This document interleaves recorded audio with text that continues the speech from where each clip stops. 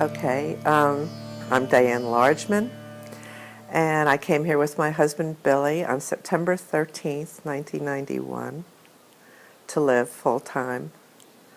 We had come a couple of months before that in March to check the place out, but actually by that time we decided to move here. We decided to move here before we ever came because we were playing bridge in Philadelphia with friends who had a home here. And she said people came to San Miguel to live and went to Florida to die.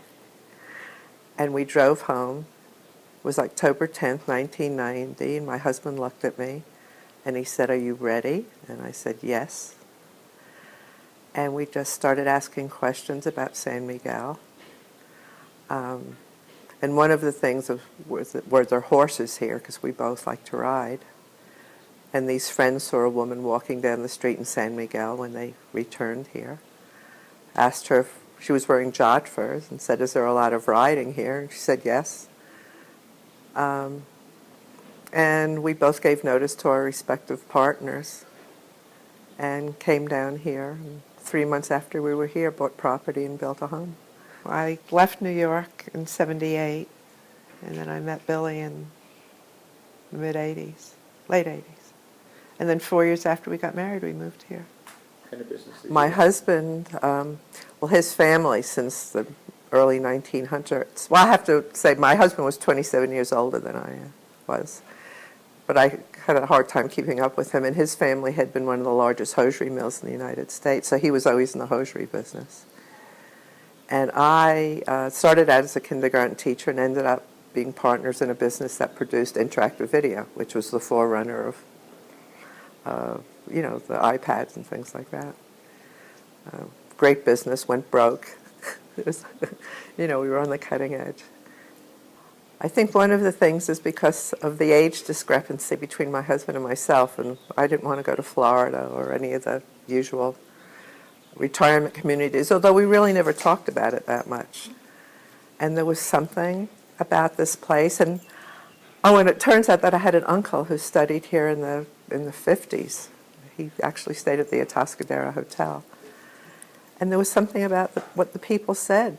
I don't know, is this je ne sais quoi, and we moved down here. I would go anywhere. My husband, actually till the day he died, didn't even know what a tortilla was.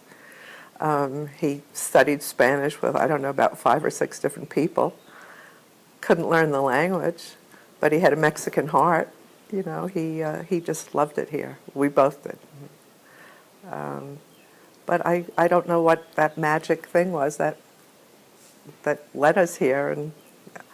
But our first impressions, we came during Semana Santa of '91, and we came from Mexico City, and we were staying with friends up in Balcones. And our very first impression was not too good, because driving into Balcones, the back way from the Salida Querétaro, the fields were just covered with plastic bags. And it was hot and it was dry. And then as soon as we got to our friend's house in Balcones, it was like opening the door to Oz or something. And we just fell in love with it. Like so many other people say. I don't know why, but we did. Well, my husband and I were jocks, so our days consisted of horseback riding, playing tennis, playing golf. And then we got involved with charity. We were both president of Patronato Pro Niño. But we were introduced to all those people within the first 2 or 3 weeks we were here. And in those days, well, my husband didn't wear a wedding ring, and he would go into town while I was fixing up the house and invariably come back with invitations to parties. And I'd say, did you tell them you had a wife? No. But we would meet everybody. And this was, 24 years ago. And you would just meet people in the street, and they'd say, "Why don't you come over for a drink?" Or, "I'm having a party tomorrow night." Meeting people was never a problem here. It was a bit different than it is now, because there weren't as many groups, because there weren't as many of us. It's like every Sunday we would go to Pepe's Patio, where they would have ham and Southern fried chicken, and you just knew everybody there. Most of the entertaining was done for comida. We would start at 2 o'clock in the afternoon and go on till 5, 6 o'clock at night. And people today say, well, it would ruin the day. Well, most of us were retired, so there wasn't that much to ruin. It was just leisurely afternoon. And invariably, if you entertained at night, it was usually cocktails. And I can remember a couple of times having people over to the house, and you would invite them in the evening, and then they would be waiting to be served dinner. And you said, well, no, there's no dinner. We just drink. And I think we were all I shouldn't say we all, but we were active in charities. That was always a big part of the life. There weren't as many as there are today. Well, I mean, you can get caught up in the social scene here, and you can go to, there are people here who just, go to a party a day. And being involved in charity work and getting out to the campo and seeing how the people really live. Seeing how the help in your home live. I think people are shocked sometimes to go out and see that the people who work for them might not have electricity or running water or live on dirt roads. I don't think they realize how a lot of the people live. But this was true 25 years ago, and it's still true today. But I think most of the people who came here in the beginning, when you listen to the old-timers talk, they started the library, they started Patronato Pro Niños, they were actively involved with the community. It started, actually, I think this is a good story, Louisa Velti and her husband Jack. Louisa is still alive, she's not well. She was one of the founders. And at that time, it was a food kitchen. And she and her husband were playing golf in Malinkeen, and they had a caddy, and he always put his hand under his arm. And he was a very sullen young man, she tells the story. And then it turned out that he had 6 digits on his hand. He had an extra finger, and he was embarrassed. And coincidentally, and this is all written down, I'm not making it up, there was an orthopedic surgeon playing golf with them. And he said, oh, that's a simple thing to do. We can remove that digit. And I think it was like $25 or something like that. And they removed the digit from this boy's hand. He became a changed person. And that's how the medical program started. And Sterling Dickinson was very active. We worked with Sterling. And our biggest fundraiser at that time was a tianguis that we had up at the bodega. I think they have the pulga thing there on Sundays. And Sterling would go out into the country, and he would gather artisans and bring them in for this tianguis. And then the women would bake cakes and pies. And we would sit around afterwards and count the money that we made. And I think, if I recall, something like $14,000 was an average for a few years, and that at that time was per year?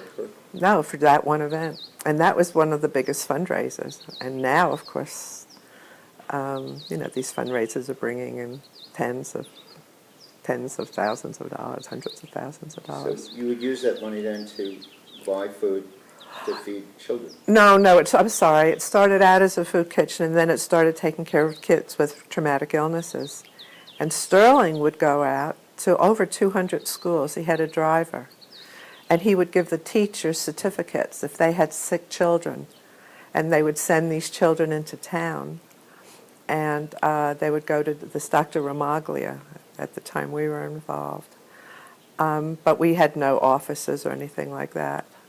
And that's how we got the kids who were sick. Now, of course, they have vans and they have an office and things like that. But it was only dealing with traumatic illnesses. Like what?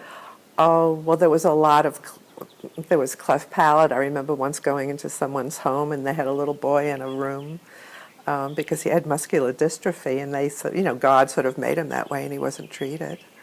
Club feet. And then it was hard sometimes trying to figure out what is traumatic and what's not. We had to draw the line. We didn't have a lot of money. Starting, I guess, Sterling, we have to thank him. There are people from all over the world.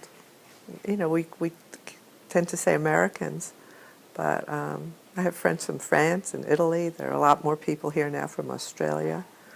And there's so much to do here. It's like a microcosm of a big city. We have a little theater. We have little chamber music concerts. We have a little of this, a little of that. We have golf, we have tennis, we have horses.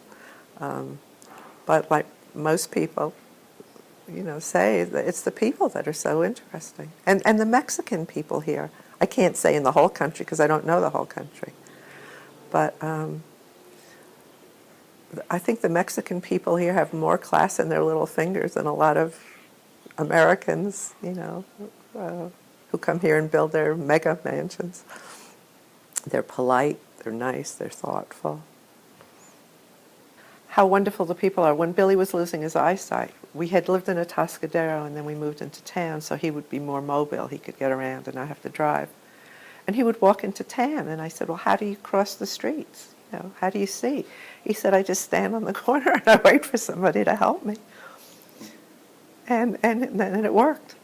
The one day that I thought I'd move back is the first time I went shopping here by myself. And I have some Spanish. I had a little Spanish, then I have better now. And I bought ketchup that had hot chili in it, and I bought pieces of chicken that were unrecognizable. And I thought, oh my God, what am I doing here? But then you learn, and it was fun. And actually, I guess it was about 20 years ago when they opened the first supermarket, Gigante. And it sort of ruined it a bit because, you could spend your whole day shopping. You had your butcher, you had your vegetable person, you had this one, that. Now, you get a little bit lazy and you go to the supermarket and you can buy everything in one fell swoop.